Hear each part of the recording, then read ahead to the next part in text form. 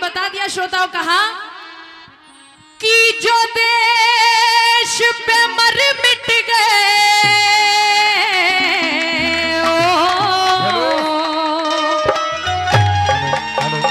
कि जो इस देश पे मर मिट गए कि वो तो देश दीवाने थे, और जिन्होंने सीने पे गोली खाई थी, सीने पे गोली तो खा सकते हैं लेकिन उसके साथ साथ जज्बा किसमें होना चाहिए, और उसके साथ साथ सैक्रिफाइस हर कोई नहीं कर सकता, उसके लिए भी जुनून चाहिए। इसीलिए तो कहा कि झंडा फहराया था कि वो असली मर्दान थे, जिन्होंने ये कहा था कि बांध लो सर पे कफन कि इस अहले वतन के वास्ते, और जान भी देनी पड़े प्यारे चमन के वास्ते, कि ये वतन के नौजवान तू पग बढ़ाना सीख ले, और इस आन पे और शान पे सर को कटाना सीख ले। जहां जहां आपको समझ में आए वहां वहां आप तालियां बजा सकते हैं। आइए सुनने की कोशिश कीजिएगा। क्या बता दिया कि जो देश पे मर मिट गए वो देश दीवाने थे, जो देश पे मर मिट गए वो देश दीवाने थे। झंडा फहराया था, झंडा लहराया था, असली मर्दाने थे, झंडा लहराया था, असली मर्दाने थे। जो देश पे मर मिट गए वो देश दीवाने थे, वो देश पे मर मिट गए, वो देश दीवाने थे। झंडा लहराया था, झंडा लहराया था, असली मर्दाने थे, झंडा लहराया था, असली मर्दाने थे।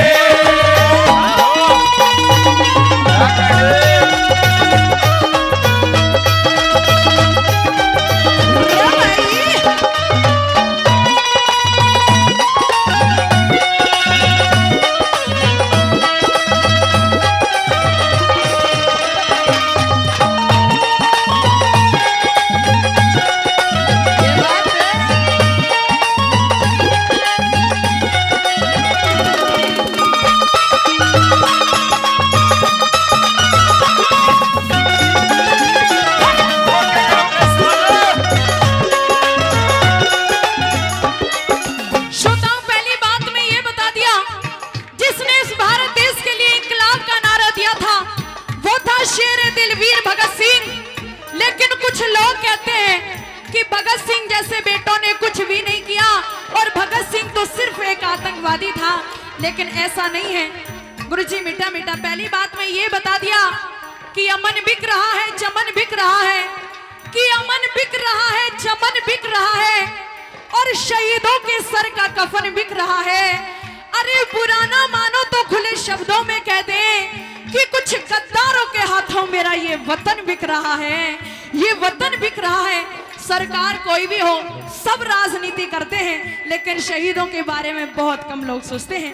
सुनिएगा पहली बात में क्या बता रहे हैं। झंडा लहराया था, असली मर्दाने थे, झंडा लहराया था, असली मर्दाने थे।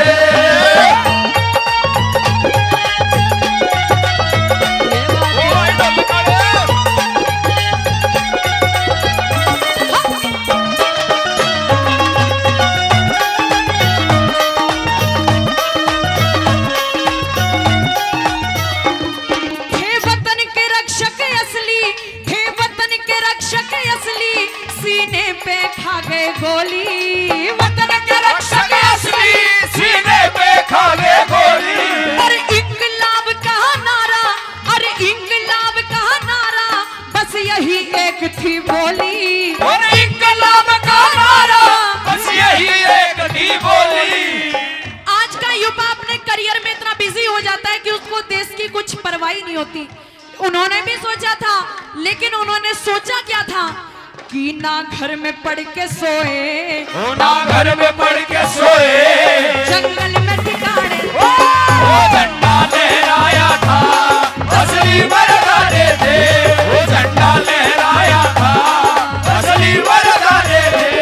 ओ मेरे देश प्रेमियों, आपस में प्रेम करो देश प्रेमियों, मेरे देश प्रेमियों, आपस में प्रेम करो देश प्रेमियों।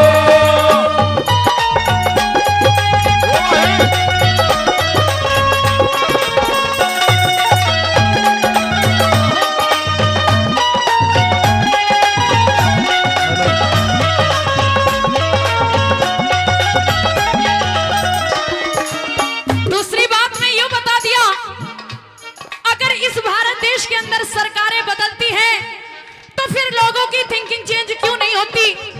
आज भी क्यों हमारे सरहद पर बेटे मरते हैं?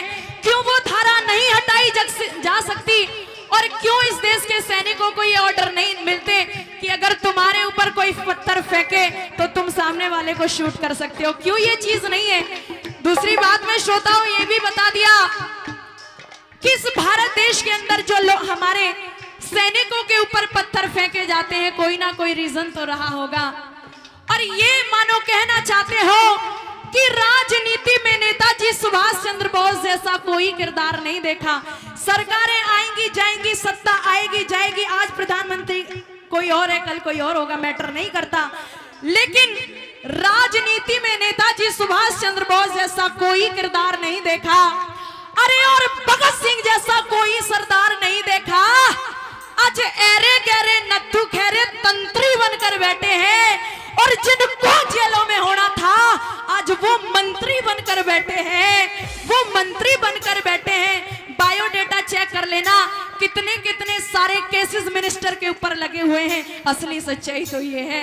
आइए सुनिएगा दूसरी बात में क्या बता दिया। वो झंडा लहराया था, असली मर्दाने थे, झंडा लहराया था, असली मर्दाने थे। जो विधवा हुई थी नारी, जो विधवा हुई थी नारी, क्या दिल पे सदमे गुजरे, विधवा हुई थी नारी, क्या दिल में सदमे गुजरे। इस आजादी के कारण, इस आजादी के कारण जड़ू कितने कुनवे उजड़े, आजादी के कारण जड़ कितने गुणवे उजड़े। दी हंस के कुर्बानी, दी हंस के कुर्बानी, सच्चे परवाने थे। वो झंडा लहराया था, असली मर्दाने थे, झंडा लहराया था, असली मर्दाने थे।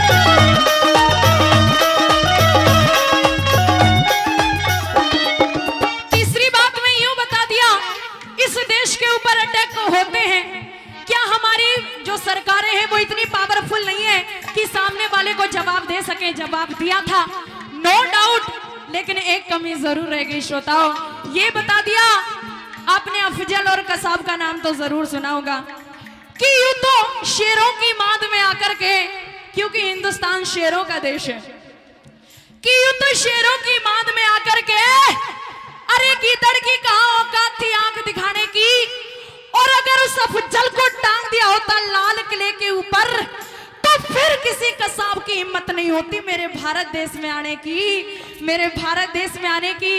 लेकिन जब भी उन लोगों को पकड़ा तो उनकी मेहमान नवाजी एक रिश्तेदार की तरह की गई। तब कहां थे वो लोग जब जवाब देना चाहिए था और अपने घरों में मौज फरमा रहे थे और हमारे बेटे सरहदों पर मर रहे थे? तब आंसर देना चाहिए था, तब कहां थी सरकारें? सुनिएगा, ये बता दिया, झंडा लहराया था, असली मर्दाने थे, झंडा लहराया था, असली मर्दाने थे। ओ हर करम अपना करेंगे,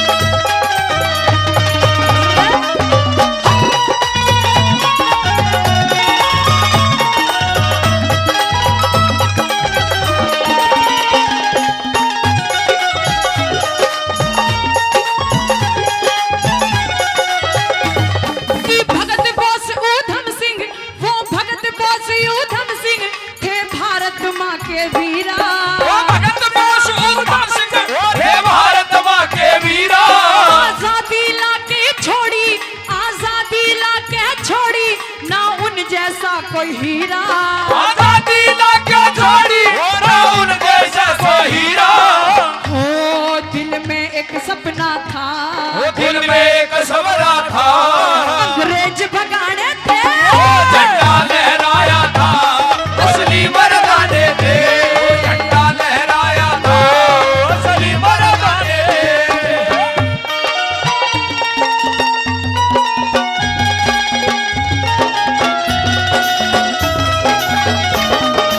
और भी तो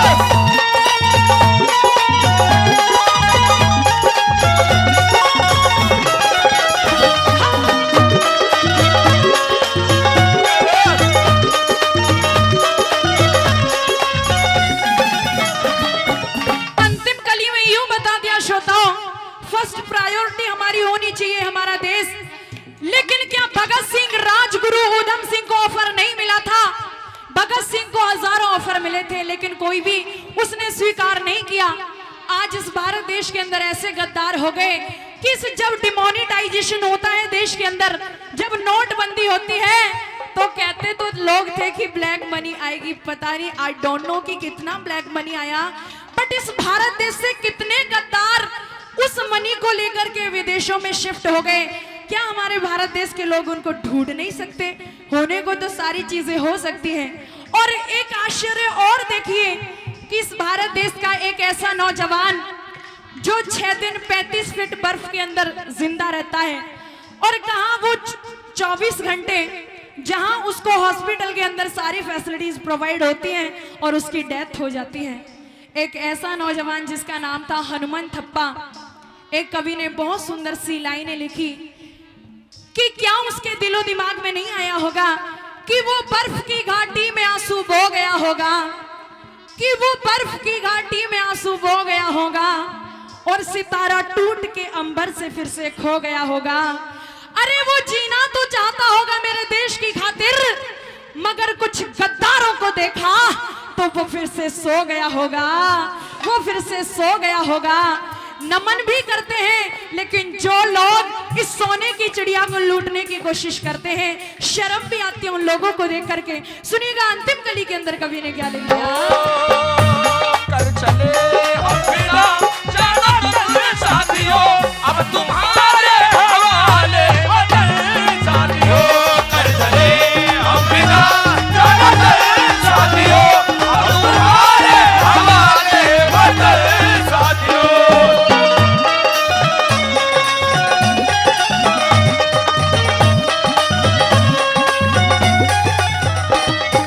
क्योंकि आप सभी बुद्धिजीवी लोग यहाँ बैठे हुए हैं, आपने कल या परसों में एक वीडियो देखा होगा जहां हमारे इस भारत देश के आर्मी वाले लड़के को नक्सलवादियों ने और कुछ कश्मीर के लोगों ने पकड़ा और उसके ऊपर पत्थर फेंके हैं। किसी कवि ने 2 लाइनें और सुंदर सी लिखी श्रोताओं कि सरकार कोई भी हो, मैं स्पेशल कमेंट नहीं करना चाहती। वो चीज अलग है कि चांद सितारे वाले झंडे घाटी में लहराते हैं, कि चांद सितारे वाले झंडे आज घाटी में लहराते हैं। अरे और हमारे शीश शर्म से अरे रोज रोज झुक जाते हैं। अरे बहुत हो गया, अब इन घर के गद्दारों को थोड़ा सा तो झटका दो, और जो सेना पे पत्थर फेंके उसे लाल किले पर लटका दो, उसे लाल किले पर लटका दो। तब जाके उन मां भारती के सपूतों को ये सच्ची श्रद्धांजलि होगी, और उस बेटे को भी जिसको अजात शत्रु कहा जाता था, और जो इस भारत देश के पूर्व प्रधानमंत्री थे स्वर्गीय श्रीमान अटल बिहारी वाजपेयी जी, वो भी चाहते थे कि जो धारा कश्मीर के अंदर है वो हट जाए, लेकिन एक कदम बढ़ाया था, लेकिन कोशिश जारी रखी उन्होंने। आइए सुनिएगा अंतिम कली के अंदर कवि ने क्या लिख दिया।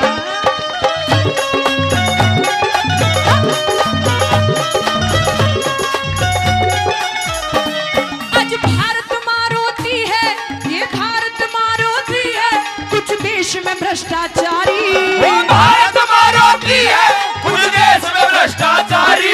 ये अपना पेट बढ़ाते, ये अपना पेट बढ़ाते, कहे देवेंद्र प्रचारी। वो अपना पेट बढ़ाते, वो कहे देवेंद्र प्रचारी। ये अपना पेट बढ़ाते, कहे देवेंद्र प्रचारी। ये अपना पेट बढ़ाते, वो कहे देवेंद्र प्रचारी। प्रियंका ताज कर गई थी, तिरंगा ताज कर गई। जो गीत पुराने थे, वो झंडा लहराया था, असली बरगने थे। झंडा लहराया था, असली